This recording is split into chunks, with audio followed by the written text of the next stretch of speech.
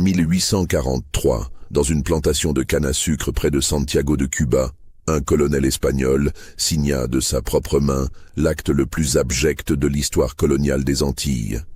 Un contrat qui cédait sa jeune épouse à 7 de ses esclaves pour une nuit, en échange de leur silence éternel sur un crime qui aurait pu faire tomber l'Empire espagnol lui-même. Avant de plonger dans cette histoire qui défie toute compréhension humaine, abonnez-vous à la chaîne et dites-nous dans les commentaires de quelle ville vous nous écoutez. Votre soutien nous permet de continuer à révéler ces secrets oubliés de l'histoire. Ce que vous allez découvrir dans les prochaines minutes va ébranler votre conception de la nature humaine et de l'honneur militaire.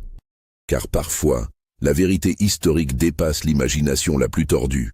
L'île de Cuba, en 1843, était le joyau le plus précieux de l'Empire espagnol déclinant. Depuis la perte de la majeure partie de l'Amérique latine, Madrid s'accrochait désespérément à cette colonie sucrière qui générait encore des revenus colossaux pour la couronne. Les plantations de canne à sucre s'étendaient à perte de vue dans la région orientale de l'île, alimentées par le labeur de milliers d'esclaves africains dans des conditions d'une cruauté inimaginable. La plantation Esperanza Real s'étendait sur près de 3000 hectares au sud-est de Santiago de Cuba, dominant la baie turquoise depuis les collines verdoyantes de la Sierra Maestra. Cette propriété appartenait à la famille Vasquez de Toledo depuis plus d'un siècle, une lignée de militaires et de planteurs qui avaient accumulé une fortune considérable grâce au commerce triangulaire et à l'exploitation sucrière. Le colonel Rodrigo Vasquez de Toledo dirigeait cette plantation avec une poigne de fer depuis 1838. Âgé de 42 ans, cet homme au visage buriné par les tropiques et aux moustaches impeccablement taillées incarnait l'arrogance de l'aristocratie coloniale espagnole. Diplômé de l'Académie militaire de Tolède, décoré lors des campagnes napoléoniennes, il avait été envoyé à Cuba pour maintenir l'ordre colonial face aux rumeurs grandissantes d'insurrection.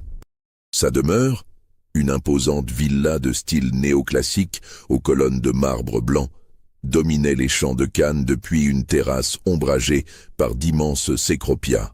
Les murs épais de pierre calcaire gardaient la fraîcheur même durant les après-midi torrides, et les vastes salons ornés de portraits d'ancêtres en uniforme témoignaient de la grandeur passée de la famille. Rodrigo avait épousé en secondes noces, 3 ans plus tôt, la fille cadette d'un comte andalou ruiné. Esperanza de Montemayor, une jeune femme de 24 ans d'une beauté saisissante, aux cheveux d'ébène et aux yeux verts comme l'émeraude. Cette union avait été arrangée pour consolider les liens entre l'aristocratie péninsulaire et les planteurs créoles, mais aussi pour apporter une dot substantielle qui permettrait de moderniser l'exploitation sucrière. Esperanza vivait dans cette cage dorée tropicale comme un oiseau en captivité. Éduquée dans un couvent sévillan, elle découvrait avec horreur la réalité de l'esclavage et la brutalité du système colonial. Son époux, de 18 ans son aîné, la traitait davantage comme un trophée que comme une compagne, exhibant sa beauté lors des réceptions officielles, tout en la maintenant dans une ignorance totale des affaires de la plantation. La propriété comptait près de 400 esclaves, répartis dans différents barracones, ces longues bâtisses de bois où s'entassaient les familles dans une promiscuité révoltante. Parmi eux, 7 hommes formaient l'élite des travailleurs, des Africains de différentes ethnies, choisis pour leur force physique exceptionnelle et leur intelligence, qui supervisaient les équipes de coupe et dirigeaient les opérations les plus délicates de la transformation sucrière. Ces 7 hommes avaient été achetés à différentes époques par le père de Rodrigo, puis par lui-même, dans les marchés aux esclaves de la Havane. Malgré leurs origines diverses, Yoruba, Mandingue, Congo, ils avaient développé entre eux une solidarité fraternelle forgée dans la souffrance commune. Leurs noms d'esclaves, imposés par leurs maîtres, étaient Thomas, Santiago, Francisco, Domingo, Pablo, Andrés et Sébastien. Mais ils se connaissaient entre eux par leurs véritables noms africains, murmurés dans l'intimité de leur case. L'automne de 1843 apportait avec lui une tension particulière. Les nouvelles de Madrid parlaient de pression britannique croissante pour l'abolition de l'esclavage, et des rumeurs circulaient parmi les planteurs sur d'éventuelles réformes coloniales. Dans ce contexte d'incertitude, le colonel Vasquez de Toledo multipliait les punitions exemplaires pour maintenir l'ordre parmi ses esclaves, créant un climat de terreur qui ne faisait qu'alimenter les rancœurs. Tout commença par une nuit de septembre particulièrement étouffante, quand les grillons se taisaient et que l'air immobile portait des présages de malheur.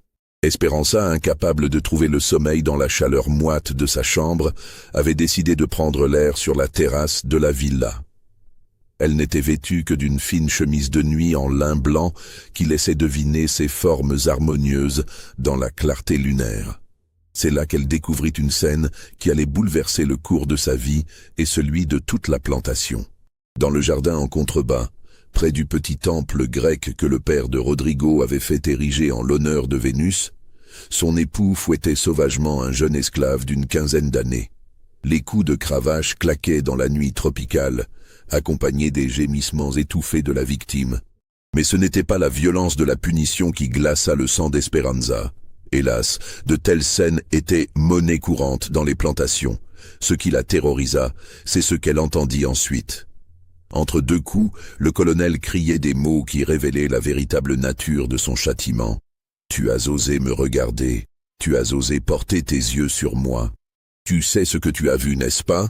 Le jeune esclave, un mulâtre aux traits fins nommé Miguel, sanglotait en répétant « Non, maître, je n'ai rien vu, je n'ai rien vu. » Esperanza comprit alors que ce châtiment ne concernait pas un vol ou une désobéissance ordinaire. Le ton de son mari, son acharnement particulier, la terreur qu'elle percevait dans sa voix même, tout indiquait qu'il s'agissait de bien autre chose. Quelque chose que ce jeune esclave avait découvert, quelque chose de si compromettant que Rodrigo était prêt à risquer de le tuer pour s'assurer de son silence. Soudain, les coups cessèrent. Dans le silence qui suivit, Esperanza entendit distinctement son mari murmurer « Si tu parles, je te fais écorcher vif.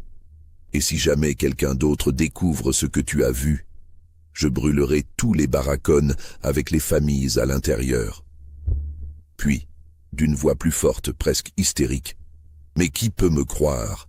Qui oserait témoigner contre moi? Je suis le colonel Vasquez de Toledo. Ma famille sert la couronne depuis 2 siècles. » Ces paroles résonnèrent dans l'esprit d'Esperanza comme un aveu de culpabilité, de peur et surtout de désespoir. Son mari, cet homme qu'elle connaissait pour sa cruauté froide et calculée, était en proie à une panique qu'elle ne lui avait jamais vue. Le lendemain, Miguel fut retrouvé mort dans sa case, officiellement victime d'une fièvre tropicale foudroyante. Mais Esperanza avait vu les marques sur son corps quand on l'emmena pour l'enterrer dans le cimetière des esclaves. Ce n'était pas la fièvre qui avait tué ce garçon. Dès lors, la jeune femme ne put chasser de son esprit les questions qui la taraudaient. Que pouvait bien avoir découvert Miguel pour mériter une mort si atroce? Quel secret son mari gardait-il si jalousement qu'il était prêt à tuer pour le protéger? Et surtout, combien d'autres personnes étaient au courant de ce mystère?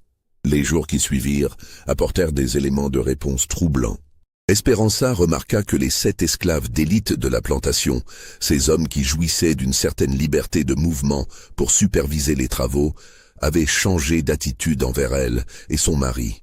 Leurs regards fuyants quand ils croisaient le colonel, leurs chuchotements qui cessaient à son approche, leurs tensions palpables lors des distributions de vivres, tout indiquait qu'eux aussi savaient quelque chose. Les semaines passèrent dans une atmosphère de plus en plus pesante. Rodrigo, habituellement si sûr de lui, sombrait dans une paranoïa grandissante. Il multipliait les rondes nocturnes autour de la villa, scrutait les visages de ses esclaves, à la recherche du moindre signe de rébellion, et s'enfermait de longues heures dans son bureau pour brûler des documents dans la cheminée, même par cette chaleur accablante. Esperanza, de son côté, développait une stratégie d'observation discrète. Elle avait appris à se déplacer silencieusement dans la maison, à écouter aux portes, à interpréter les silences et les regards. Peu à peu, elle reconstituait les pièces d'un puzzle effroyable. Le premier indice lui vint de Teresa, Sa femme de chambre, une esclave créole d'une 50aine d'années qui avait toujours servi la famille Vasquez de Toledo. Un matin, en brossant les longs cheveux noirs de sa maîtresse, Teresa laissa échapper: « Madame devrait faire attention quand elle se promène le soir. Il y a des endroits de la plantation où il ne fait pas bon s'aventurer après la tombée de la nuit. » Quand Esperanza demanda de quels endroits il s'agissait, Teresa se contenta de regarder en direction du vieux moulin à sucre abandonné au fond de la propriété, avant de détourner les yeux et de se murer dans le silence. Ce moulin, Esperanza le connaissait bien. C'était une construction en pierre de l'époque où le grand-père de Rodrigo avait commencé l'exploitation sucrière. Remplacé par des installations plus modernes près de la villa, il était tombé en désuétude depuis une vingtaine d'années. Officiellement, il ne servait plus qu'à entreposer de vieux outils et des sacs de chaux. Mais pourquoi Teresa avait-elle eu cette réaction en l'évoquant?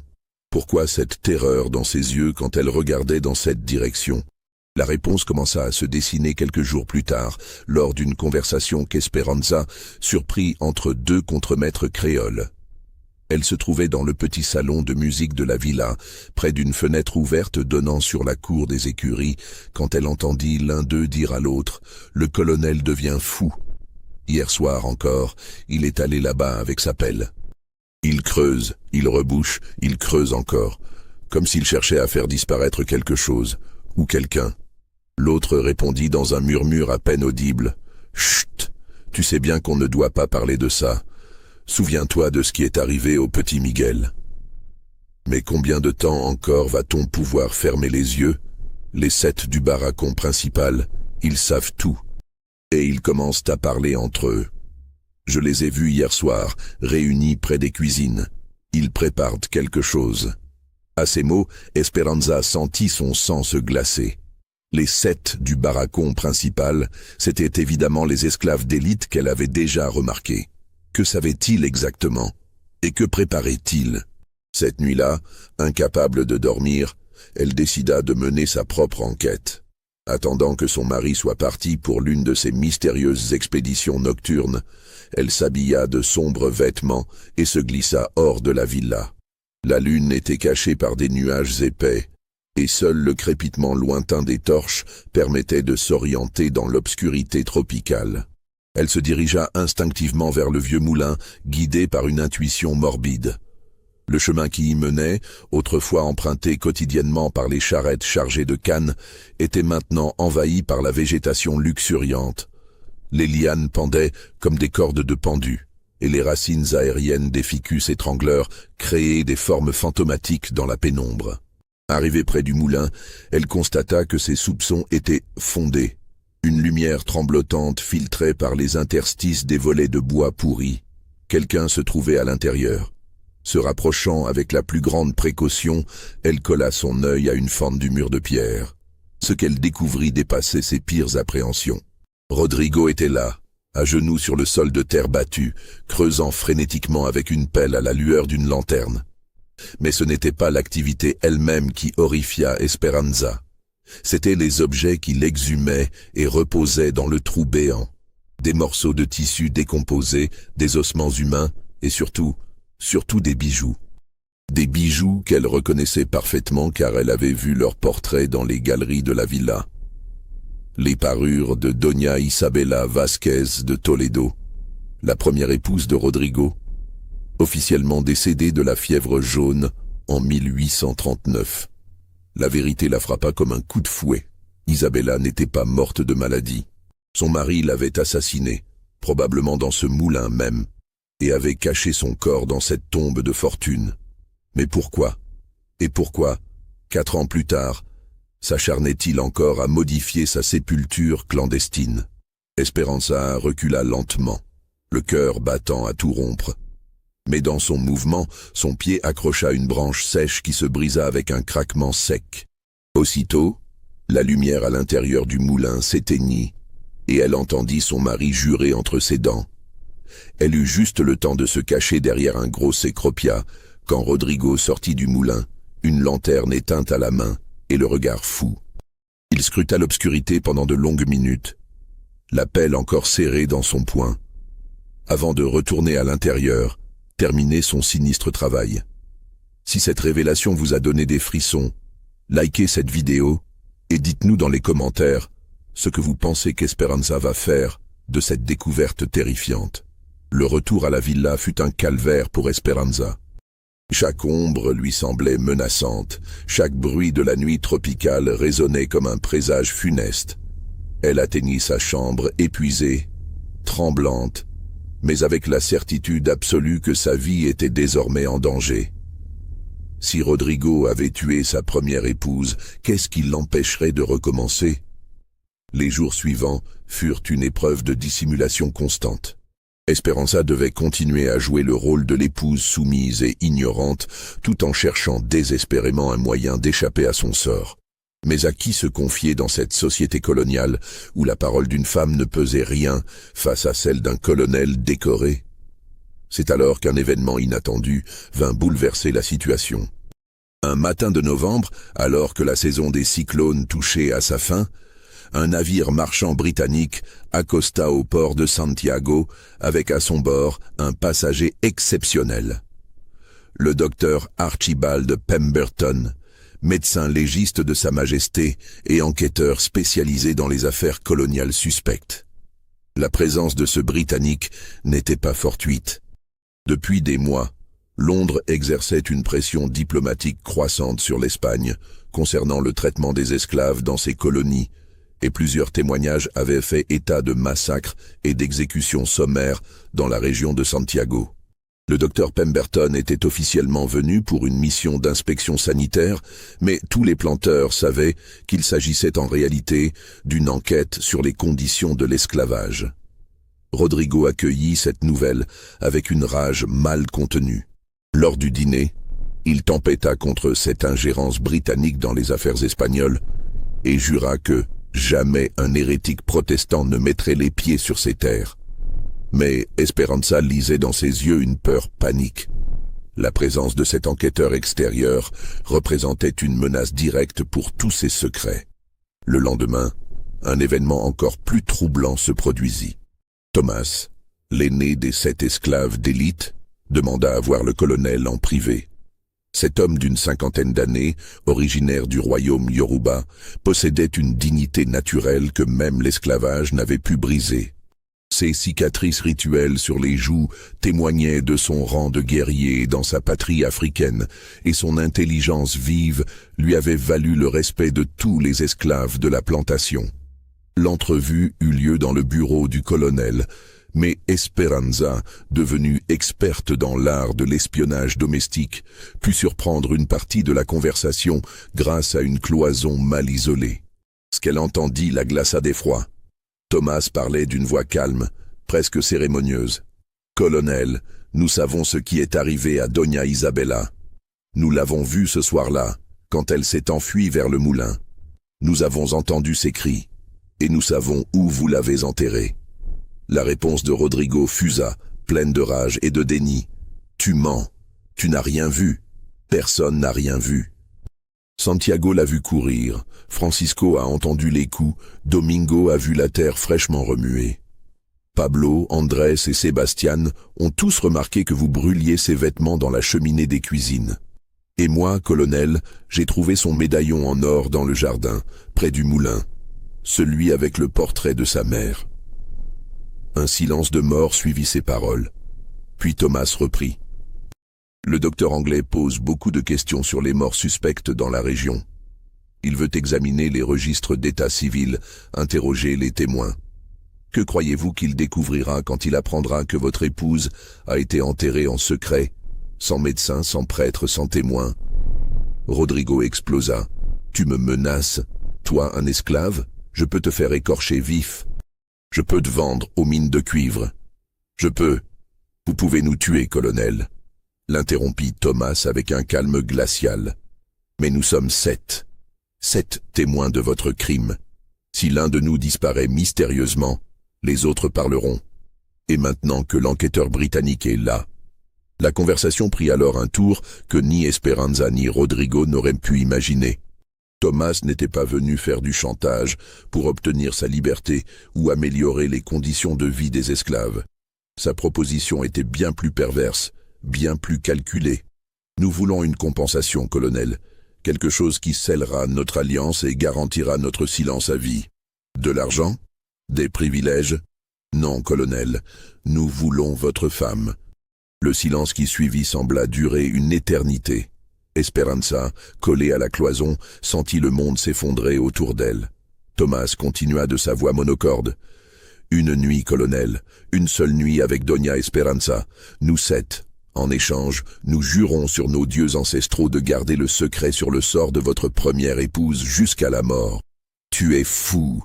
Jamais, jamais je ne... Réfléchissez bien, colonel. Qu'est-ce qui est le pire? Perdre votre honneur conjugal une nuit ou perdre votre vie, vos biens, votre nom sur l'échafaud? Car c'est ce qui vous attend si la vérité éclate. L'Espagne ne protégera pas un assassin, même décoré. La proposition de Thomas laissa Rodrigo dans un état de stupeur qui dura plusieurs jours. Esperanza, terrorisée par ce qu'elle avait entendu, n'osait même plus croiser le regard de son mari. L'atmosphère dans la villa devint irrespirable, chargée de tensions inexprimables et de terreurs silencieuses. Le colonel passait des heures entières enfermé dans son bureau, buvant du rhum et tournant en rond comme un animal en cage. Parfois, Esperanza l'entendait parler tout seul, pesant le pour et le contre de cette proposition diabolique. D'autres fois, il éclatait en sanglots de rage et de désespoir, frappant les murs jusqu'à se faire saigner les poings. Pendant ce temps, les 7 esclaves vaquaient à leurs occupations habituelles avec un calme inquiétant. Ils supervisaient les travaux, dirigeaient les équipes de coupe, surveillaient la fabrication du sucre comme si de rien n'était. Mais Esperanza sentait leurs regards posés sur elle, des regards qui la déshabillaient, qui la jaugeaient, qui l'imaginaient déjà à leur merci.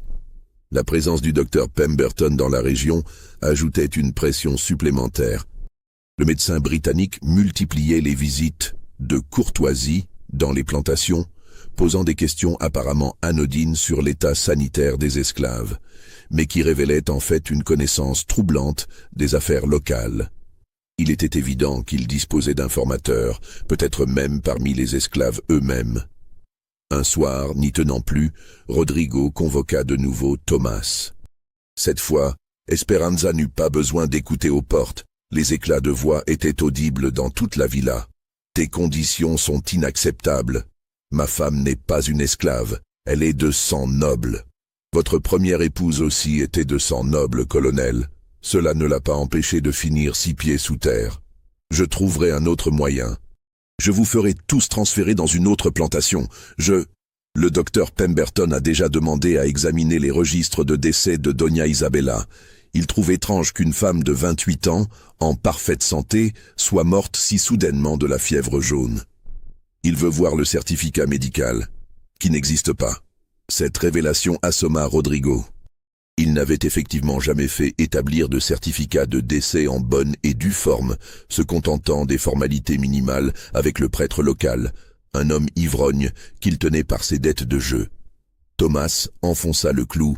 « Dans 3 jours, le docteur viendra inspecter la plantation. Il posera des questions sur votre première épouse. Il voudra voir sa tombe au cimetière. Mais elle n'y est pas, n'est-ce pas?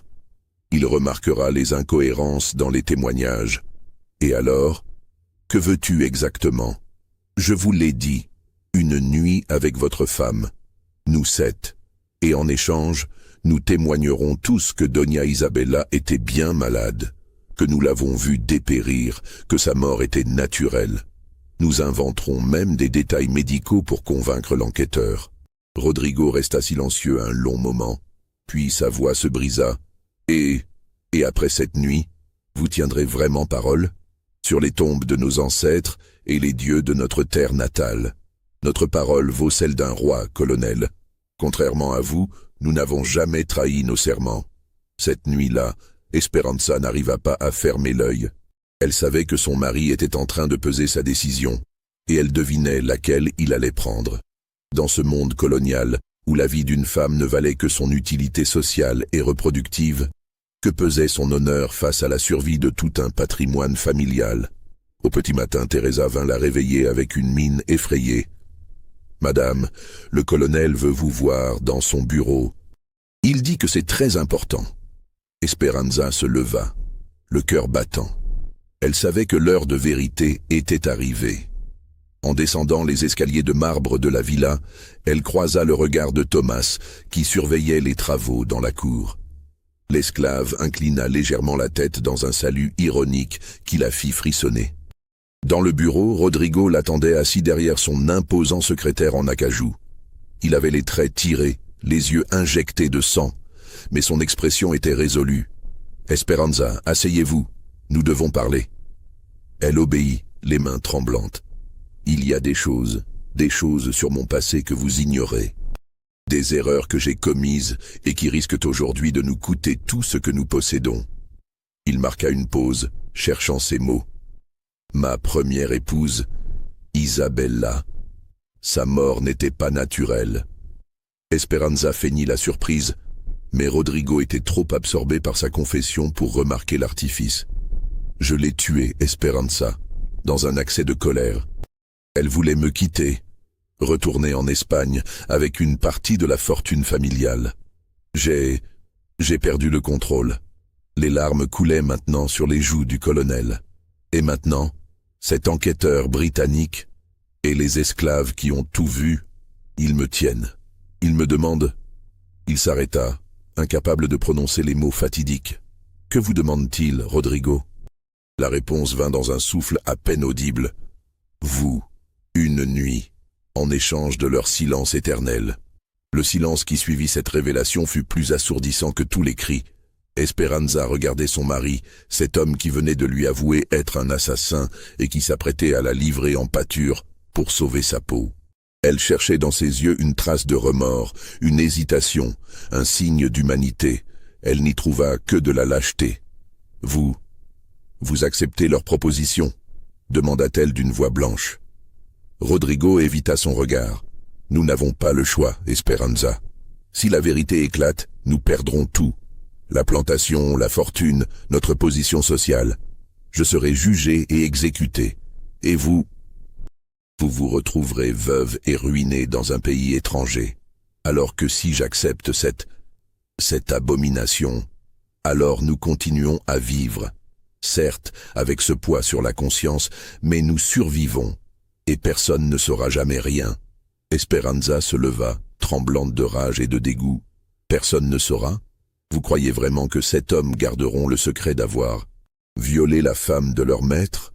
Vous croyez qu'ils ne se vanteront pas auprès des autres esclaves, que cette histoire ne fera pas le tour de toutes les plantations de Cuba ?» Rodrigo baissa la tête, vaincu. « C'est notre seule chance, Esperanza. Notre seule chance de survie. Non, Rodrigo, c'est votre seule chance. Moi, j'ai une autre solution. » Le colonel releva brusquement les yeux, surpris par le ton déterminé de sa femme. « Laquelle ? » ?»« Tout avouer au docteur Pemberton, révéler la vérité sur la mort d'Isabella, témoigner contre vous. » Le visage de Rodrigo se durcit instantanément. « Vous ne ferez pas ça. Vous êtes ma femme. Vous me devez obéissance. Je ne vous dois rien, assassin. Et surtout pas ma dignité. » La gifle claqua comme un coup de fouet. Esperanza vacilla mais ne tomba pas, soutenue par une rage froide qui décuplait ses forces. « Très bien, » dit-elle en se massant la joue. « Je vois que vous avez fait votre choix. Moi aussi, j'ai fait le mien. » Elle se dirigea vers la porte, mais la voix de Rodrigo l'arrêta. « Si vous me trahissez, Esperanza, vous ne survivrez pas une semaine. Les autorités coloniales ne protègent pas les femmes qui salissent l'honneur de l'armée espagnole. Et les esclaves ont des moyens de se venger que vous n'imaginez même pas. » Esperanza se retourna une dernière fois. « Au moins, je mourrai avec ma dignité intacte, ce qui ne sera jamais votre cas. » Elle sortit du bureau en claquant la porte, laissant Rodrigo seul avec ses démons. Mais elle savait que son répit serait de courte durée. Son mari ne la laisserait pas libre de ses mouvements maintenant qu'elle connaissait la vérité et qu'elle menaçait de parler. Effectivement, dès le lendemain, Esperanza se retrouva assignée à résidence dans sa chambre. Officiellement, elle souffrait d'une fatigue nerveuse qui nécessitait du repos. En réalité, 2 esclaves montaient la garde devant sa porte jour et nuit, avec pour consigne de l'empêcher de sortir. C'est Teresa qui lui apporta les nouvelles de l'extérieur. Le docteur Pemberton avait effectivement visité la plantation, posant des questions très précises sur les conditions de décès d'Isabella. Rodrigo avait donné ses réponses préparées, mais l'enquêteur britannique n'avait pas semblé convaincu. Il avait demandé à examiner la tombe au cimetière, et face à l'impossibilité de satisfaire cette demande, il avait annoncé qu'il reviendrait avec des autorités compétentes pour procéder à des fouilles. Le colonel est dans tous ses états, chuchota Teresa en apportant le repas du soir. Il a convoqué les 7 du barracon principal. Ils sont en réunion depuis des heures. Esperanza comprit que l'étau se resserrait. Son mari allait être contraint d'accepter la proposition de Thomas, et elle n'aurait d'autre choix que de subir cette humiliation innommable, à moins qu'elle ne trouve un moyen de s'échapper. Cette nuit-là, elle examina minutieusement sa chambre à la recherche d'une issue. La fenêtre donnait sur une terrasse au premier étage, mais la chute était trop haute et trop risquée. La porte était gardée. Restait la cheminée, mais le conduit était trop étroit pour qu'elle puisse s'y glisser. C'est alors qu'elle se souvint d'un détail de l'architecture de la villa. Enfant, lors d'une visite chez des cousins en Andalousie, elle avait découvert que les anciennes demeures seigneuriales possédaient souvent des passages secrets, vestiges de l'époque où les maîtres devaient pouvoir fuir rapidement en cas d'attaque. Cette villa, construite sur le modèle des palais andalous, en possédait peut-être aussi. Elle se mit à examiner les murs, cherchant des irrégularités, des panneaux mobiles, des mécanismes cachés. Au bout d'une heure de recherche infructueuse, ses doigts rencontrèrent enfin quelque chose d'anormal. Derrière un grand portrait de l'arrière-grand-père de Rodrigo, une section de la boiserie semblait légèrement en retrait. En appuyant dessus, elle sentit le panneau céder.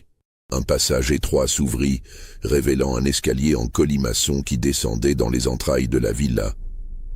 L'air qui en remontait était humide et chargé d'odeurs de moisie, mais il représentait sa seule chance de liberté. Sans hésiter, elle s'engagea dans le passage, guidée par la faible lueur de la lune qui filtrait par des ouvertures percées dans les murs épais.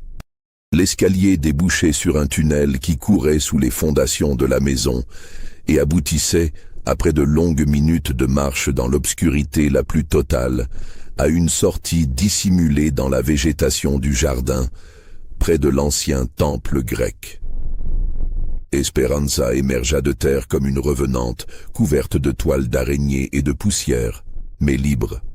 Libre de courir vers Santiago, libre d'alerter les autorités, libre de révéler la vérité sur le meurtre d'Isabella. Mais elle n'avait fait que quelques mètres quand une voix familière l'arrêta. « Bonsoir, Doña Esperanza ». Thomas se tenait devant elle, accompagné des 6 autres esclaves d'élite. Dans la pénombre, leurs silhouettes massives formaient un mur infranchissable entre elle et la liberté. « Vous ne pensiez tout de même pas nous échapper aussi facilement? Nous connaissons cette plantation mieux que vous, madame. Nous savons qu'il existe un passage secret dans votre chambre.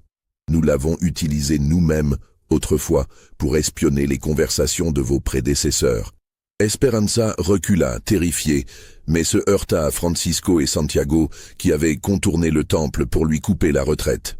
« Que voulez-vous ?»« Ce qui était convenu, madame. Votre mari a accepté notre proposition il y a 1 heure.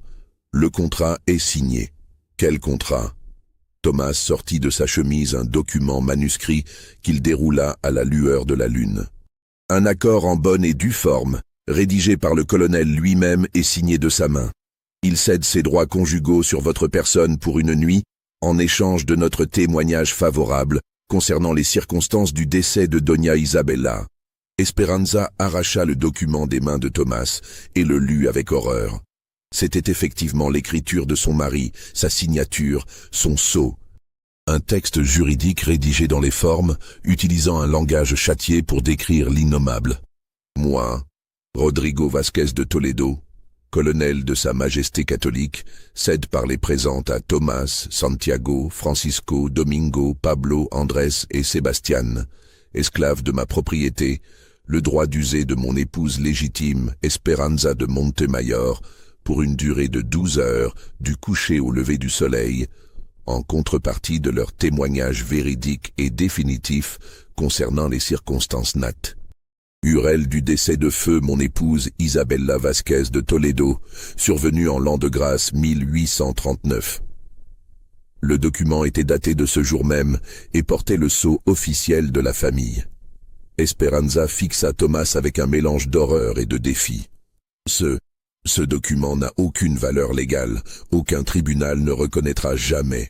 Détrompez-vous, madame, l'interrompit Thomas avec un sourire glacial. Selon le code colonial espagnol en vigueur à Cuba, une épouse fait partie du patrimoine de son mari au même titre que ses terres, ses esclaves et son bétail. Il peut en disposer comme bon lui semble, y compris l'échanger, la vendre ou la prêter. Ce document respecte parfaitement la légalité coloniale. Santiago s'approcha et ajouta d'une voix grave: « Nous avons eu recours à un esclave lettré de la plantation voisine, ancien clerc de notaire à La Havane, pour nous assurer de la validité juridique de cet acte. Chaque terme a été pesé, chaque clause vérifiée. » Francisco continua. « Votre mari nous attend dans le vieux moulin. Il souhaite assister à l'exécution du contrat pour s'assurer que nous respectons nos engagements mutuels. Jamais, jamais je n'accepterai cette infamie. » « Vous n'avez pas le choix, madame, » répliqua Domingo. « Résister serait un acte de rébellion contre l'autorité légale de votre époux, passible des tribunaux militaires. Et dans ce contexte colonial, une femme qui défie publiquement son mari risque bien plus que la prison. » Pablo et Andrés échangèrent un regard entendu avant que ce dernier n'ajoute « De plus, nous avons pris nos précautions. Si vous tentez de fuir ou de résister, nous révélerons immédiatement au docteur Pemberton l'emplacement exact du corps de Doña Isabella, ainsi que tous les détails de son assassinat. Votre mari sera arrêté, jugé et exécuté. Quant à vous, une veuve déshonorée dans ce pays n'a guère d'avenir. » Sébastien, le plus jeune des 7, conclut d'un ton presque compatissant. « Nous ne sommes pas des monstres, madame. Nous respecterons les termes du contrat à la lettre. 12 heures, pas une de plus. Et après, chacun reprendra sa place dans l'ordre colonial, comme si rien ne s'était passé. » Esperanza sentit ses jambes se dérober sous elle. Elle était prise au piège dans un système juridique conçu par et pour les hommes, où sa volonté ne comptait pour rien face aux intérêts masculins. Ces 7 esclaves avaient retourné contre elle les mêmes lois qui les opprimaient, utilisant le droit colonial comme une arme pour assouvir leur soif de revanche. Les 7 hommes l'encerclèrent alors, non pas de manière brutale, mais avec une détermination implacable qui rendait toute résistance dérisoire. Esperanza comprit qu'elle était devenue le symbole vivant de tous les affronts subis par leurs sœurs africaines, violées impunément par leurs maîtres depuis des siècles. « Allons-y, » murmura Thomas. « Le colonel attend et l'aube finira bien par se lever. » La procession vers le moulin se fit dans un silence lugubre. Esperanza marchait au centre du groupe, escortée comme une condamnée vers son supplice. À chaque pas, elle sentait peser sur elle le poids de l'histoire, celui de toutes les femmes sacrifiées sur l'autel des intérêts masculins, qu'elles soient blanches ou noires, libres ou esclaves. La végétation nocturne bruissait de 1000 sons inquiétants. Les cris lointains des singes hurleurs résonnaient comme des lamentations prémonitoires, et l'air lourd de l'automne tropical portait des parfums de décomposition qui ajoutaient à l'horreur de la situation.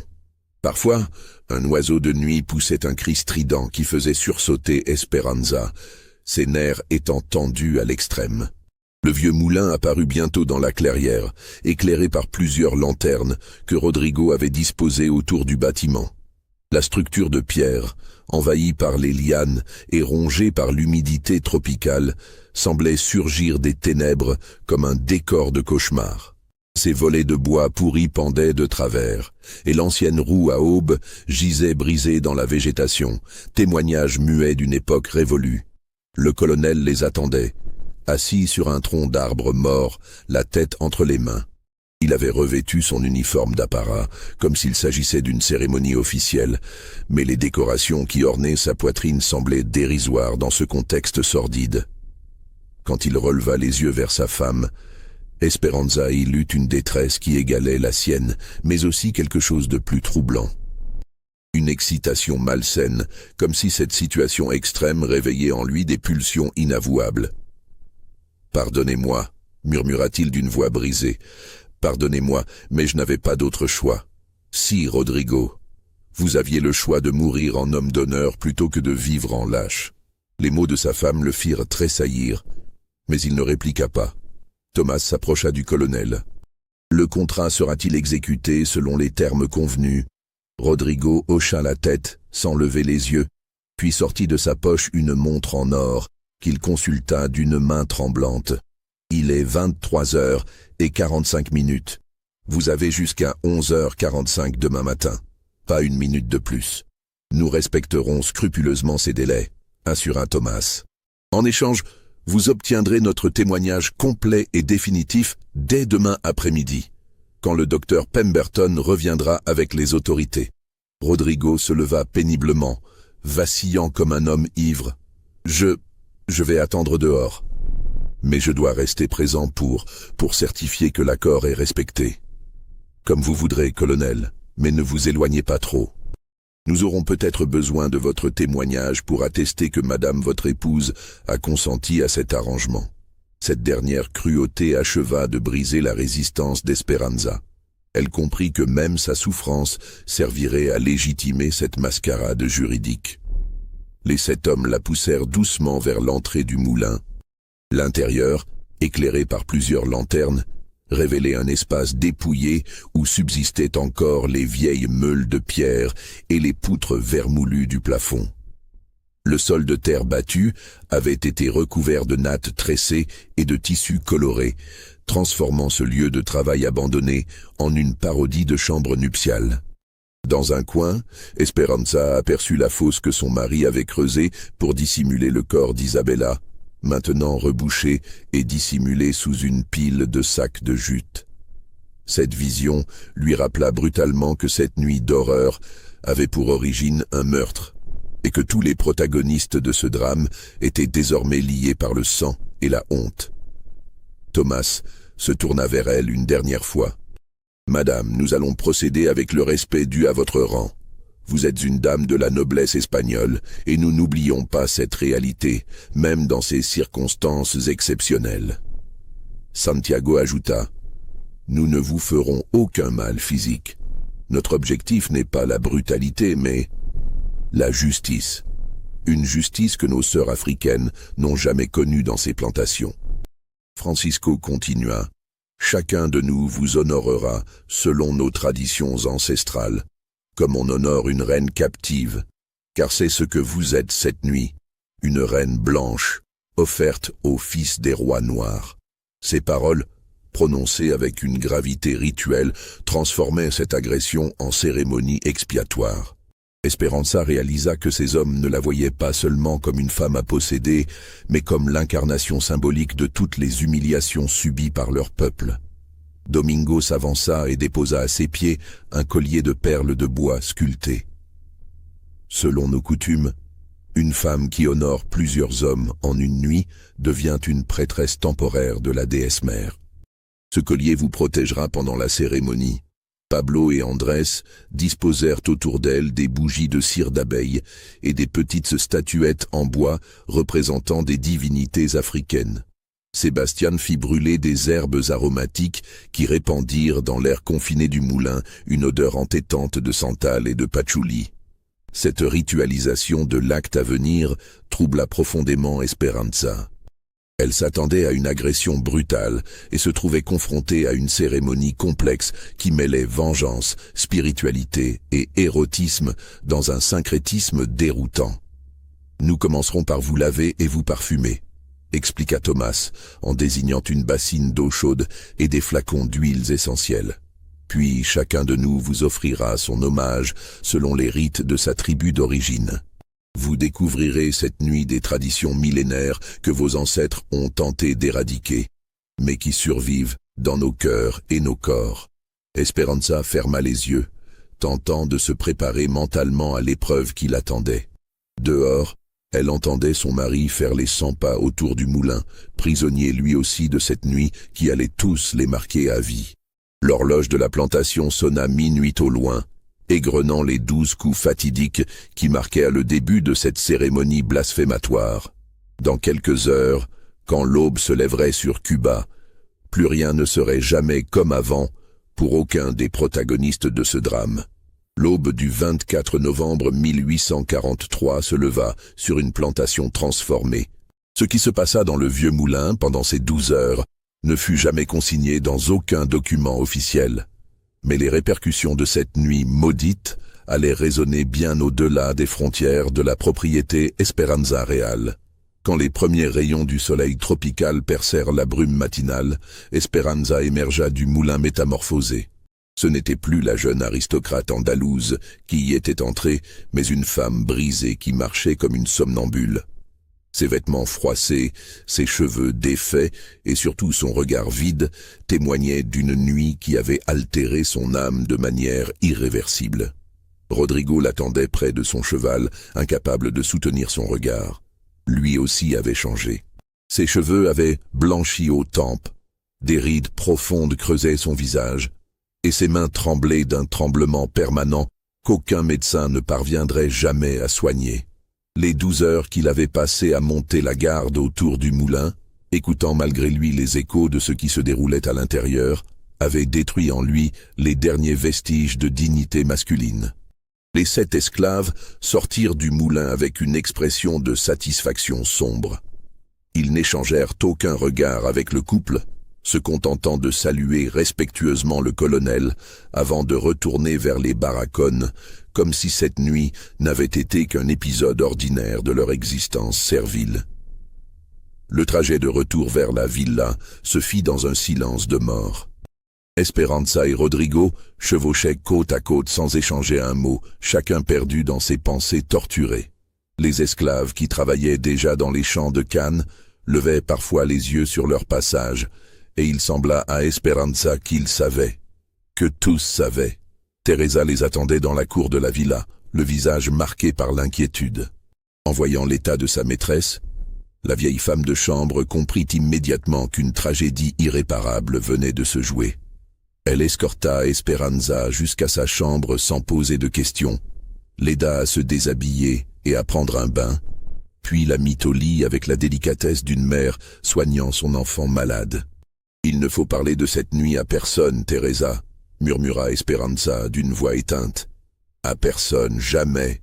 Bien sûr, madame. » Teresa n'a rien vu, rien entendu.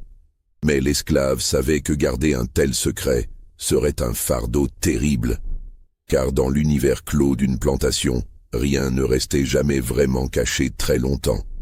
3 jours plus tard, comme convenu, le docteur Pemberton revint à la plantation, accompagné d'un magistrat colonial et de 2 assistants, pour procéder aux investigations annoncées. L'enquête qui suivit prit une tournure qui dépassa toutes les attentes de Rodrigo. Les 7 esclaves d'élite, fidèles à leur engagement, témoignèrent avec une précision stupéfiante des derniers jours d'Isabella. Leur version des faits était si cohérente, si riche en détails médicaux et psychologiques, qu'elle impressionna même le docteur Pemberton, pourtant habitué aux subterfuges coloniaux. Thomas raconta comment il avait personnellement assisté Doña Isabella dans ses derniers moments. Il décrivit avec une exactitude troublante l'évolution de ses symptômes. Les premiers frissons, la montée de la fièvre, les délires où elle parlait de retourner en Espagne, les vomissements noirs caractéristiques de la fièvre jaune, et enfin l'agonie dans les bras de son époux éploré. Santiago confirma ces témoignages, en ajoutant des détails sur l'état psychologique d'Isabella dans ses derniers jours. Selon lui, la jeune femme avait développé une phobie de la contagion qui la poussait à s'isoler de plus en plus, refusant même les soins de son mari par peur de le contaminer. Francisco témoigna des funérailles précipitées, organisées selon lui sur les conseils du médecin local pour éviter la propagation de l'épidémie. Il décrivit la cérémonie religieuse sommaire, l'inhumation discrète au petit cimetière de la plantation et la destruction par le feu de tous les effets personnels de la défunte. Domingo, Pablo, Andrés et Sébastien corroborèrent tous ces éléments avec des détails si précis que le magistrat colonial lui-même fut convaincu. Ils parlèrent des nuits blanches du colonel au chevet de sa femme, de ses tentatives désespérées pour la sauver, de son effondrement quand elle avait rendu son dernier souffle. Mais ce qui acheva de convaincre les enquêteurs, ce furent les preuves physiques que les esclaves produisirent. Thomas sortit de ses affaires personnelles le médaillon en or d'Isabella, qu'il affirma avoir trouvé dans le jardin après les funérailles et avoir conservé en souvenir de cette sainte femme. Santiago présenta des fragments de tissu qu'il prétendait provenir de la robe que portait Isabella le jour de sa mort. Francisco montra même quelques cheveux blonds qu'il avait, disait-il, récupérés sur l'oreiller de la défunte pour les remettre à sa famille en Espagne. Ces reliques étaient en réalité des objets authentiques qu'ils avaient subtilisés sur le corps d'Isabella avant que Rodrigo ne l'enterre clandestinement. Leur présentation méthodique acheva de donner une crédibilité totale à leur version des faits. Le docteur Pemberton rédigea un rapport détaillé concluant sans l'ombre d'un doute à la mort naturelle d'Isabella Vasquez de Toledo, victime de l'épidémie de fièvre jaune qui avait effectivement frappé la région en 1839. Il souligna même dans ses conclusions la qualité exceptionnelle des soins prodigués par le colonel à sa défunte épouse, ainsi que la dévotion remarquable des esclaves de la plantation envers leur maître. Cette victoire juridique aurait dû apporter un soulagement immense à Rodrigo et Esperanza.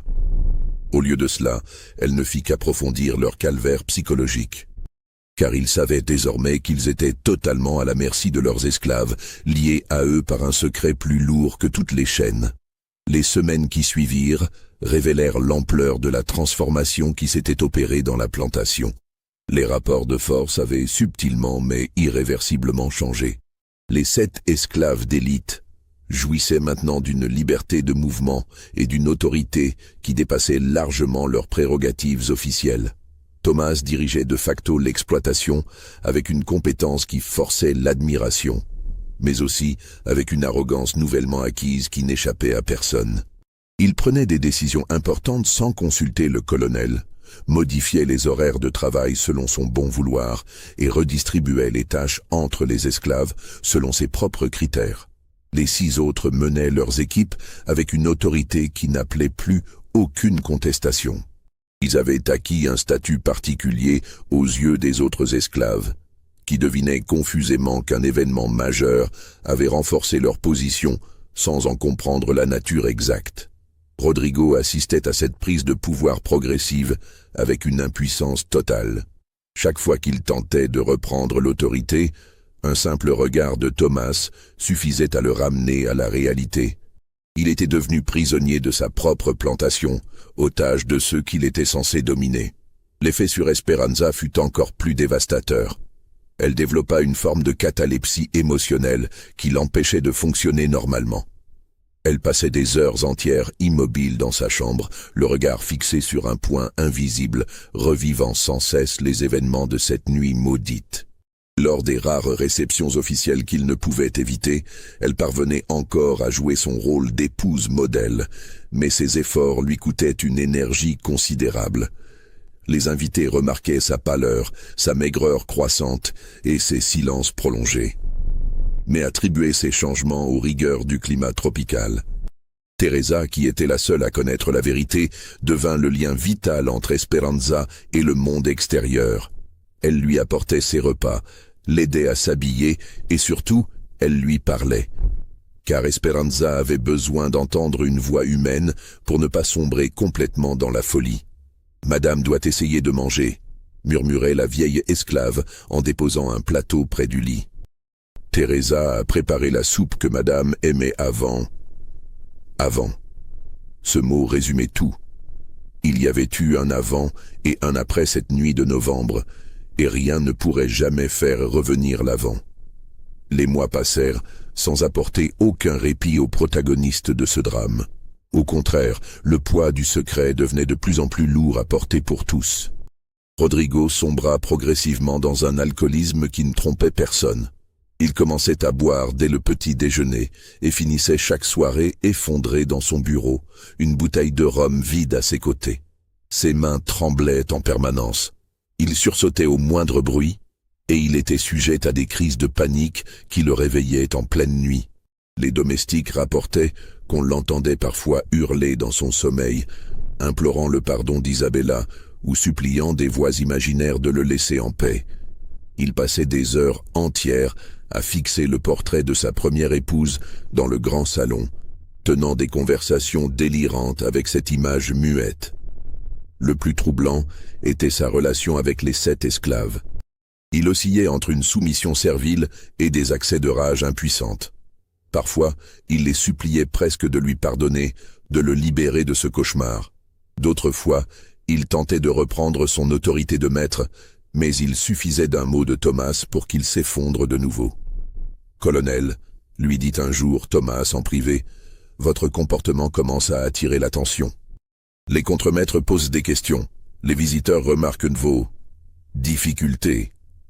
Il serait regrettable que quelqu'un finisse par faire le lien entre votre état et certains événements récents. » Cette menace voilée eut pour effet d'aggraver encore l'état mental de Rodrigo.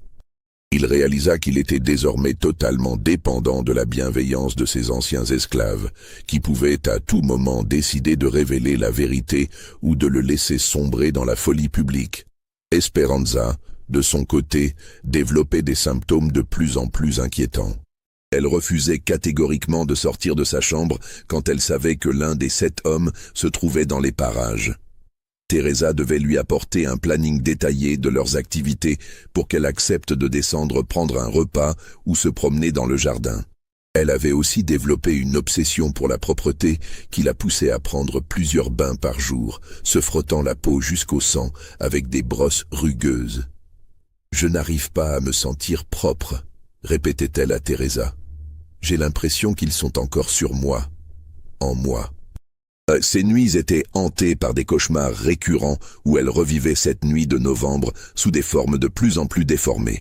Elle se réveillait en hurlant, couverte de sueur, et refusait de se rendormir avant l'aube. L'épuisement physique et mental la faisait ressembler de plus en plus à un spectre. Le plus cruel était peut-être la façon dont les 7 hommes continuaient à la traiter. Ils conservaient envers elle un respect apparent, la saluant poliment quand ils la croisaient, s'enquérant de sa santé avec une sollicitude apparente. Mais Esperanza lisait dans leur regard une satisfaction perverse, comme s'ils savouraient chaque jour davantage le pouvoir qu'ils exerçaient sur elle. Thomas, en particulier, semblait prendre un plaisir particulier à ces rencontres fortuites. Il trouvait toujours un prétexte pour l'aborder, lui demander ses instructions pour tel ou tel travail, ou lui présenter les comptes de la plantation. Ces conversations anodines, en apparence, étaient pour Esperanza une torture quotidienne, car elle y percevait constamment des sous-entendus, des allusions voilées à leur nuit commune. « Madame se souvient-elle de nos arrangements concernant la récolte de novembre ?» lui demandait-il par exemple. Et ces mots innocents résonnaient dans l'esprit d'Esperanza comme autant de coups de poignard. L'isolement social du couple s'aggravait progressivement. Leurs voisins planteurs remarquaient les changements dans leur comportement et commençaient à éviter leur compagnie. Les invitations se raréfiaient, et quand ils étaient contraints de recevoir, l'atmosphère était si pesante que les convives repartaient avec le sentiment d'avoir assisté à une veillée funèbre.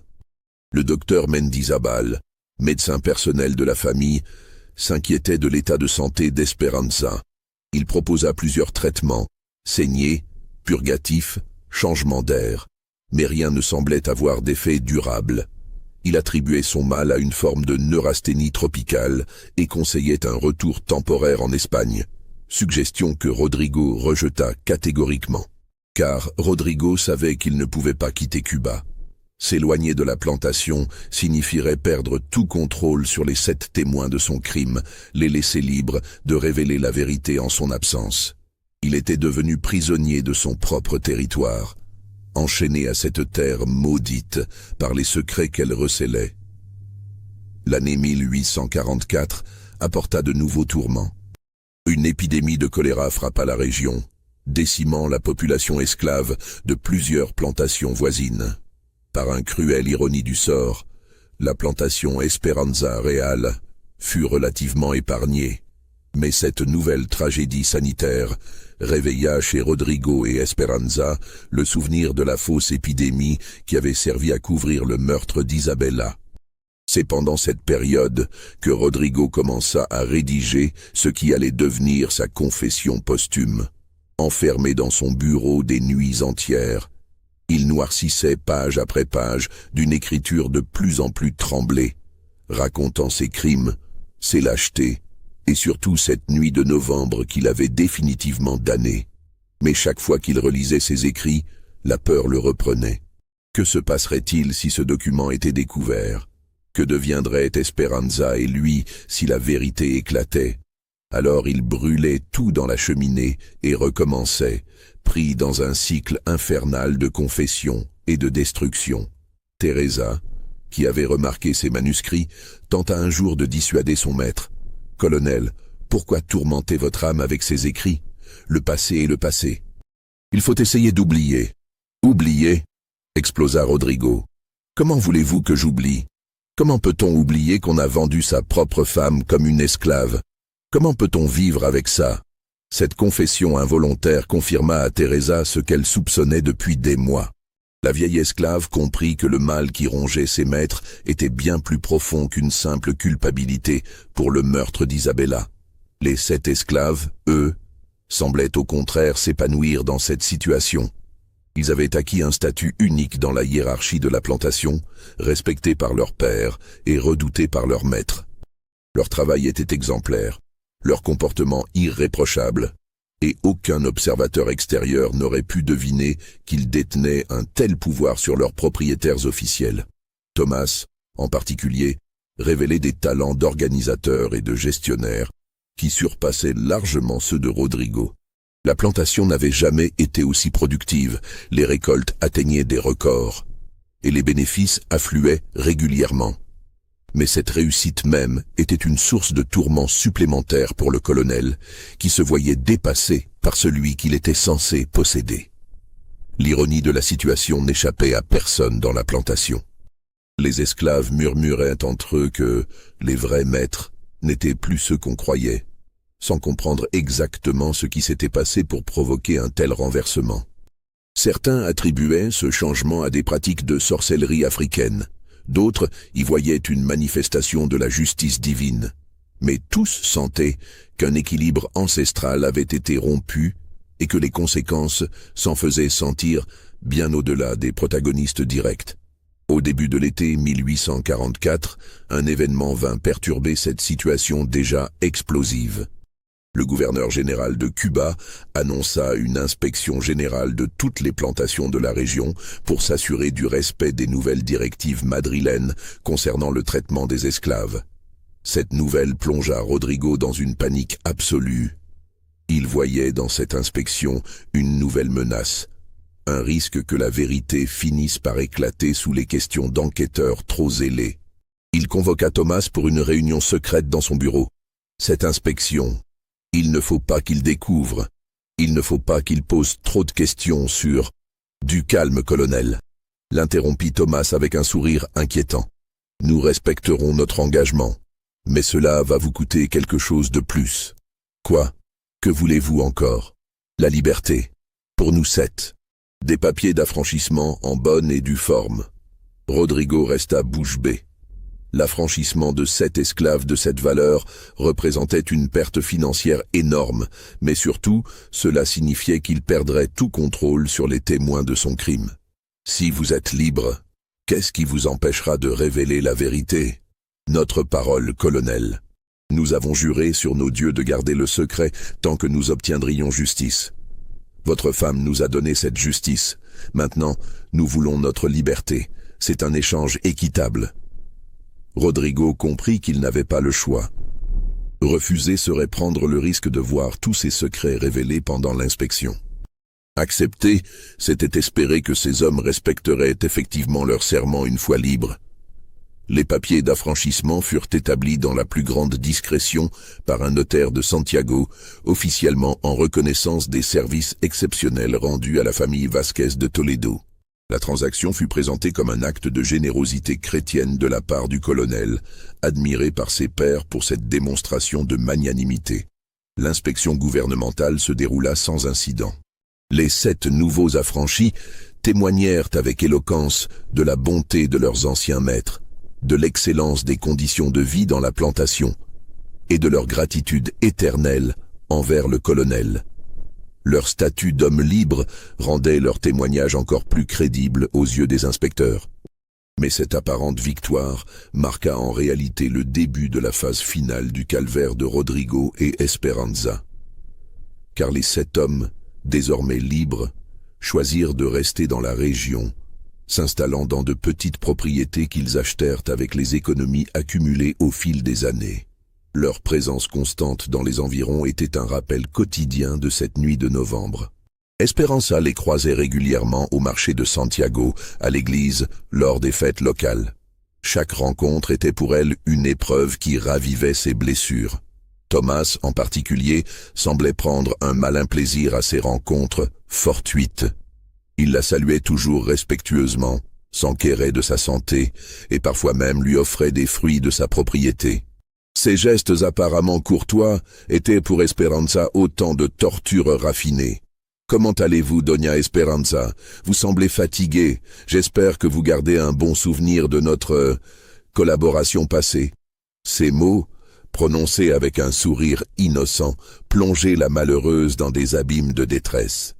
Elle rentrait chez elle chaque fois dans un état de prostration totale, incapable de manger ou de dormir pendant des jours. Rodrigo, lui, développait une paranoïa qui le poussait à voir des menaces partout. Il était persuadé que les 7 affranchis complotaient contre lui, qu'ils préparaient une vengeance terrible, qu'ils allaient finir par révéler tous ses secrets. Il passait des heures à épier leurs mouvements, à questionner ses domestiques sur leurs activités, à imaginer des complots inexistants. Cette obsession l'amena à commettre plusieurs erreurs qui attirèrent l'attention sur lui.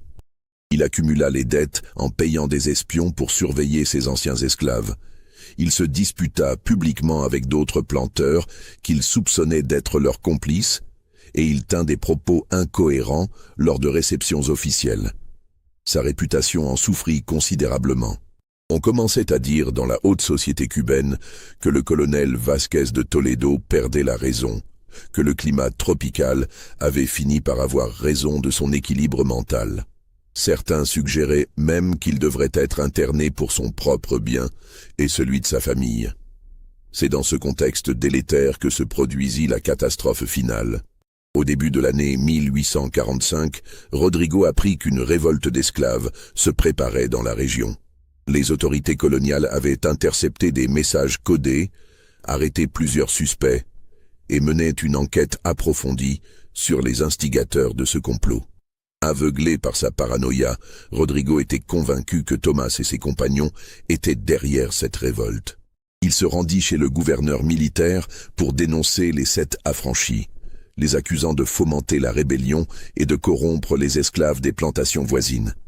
Mais cette dénonciation se retourna contre lui de la façon la plus cruelle qui soit. Interrogés par les autorités, les 7 hommes nièrent catégoriquement toute implication dans la révolte. Et pour prouver leur bonne foi, ils révélèrent l'existence du document secret que Rodrigo leur avait fait signer en novembre 1843. Ils présentèrent aux enquêteurs une copie de ce contrat infâme qu'ils avaient eu la précaution de faire établir par un clerc de leurs amis, Ida.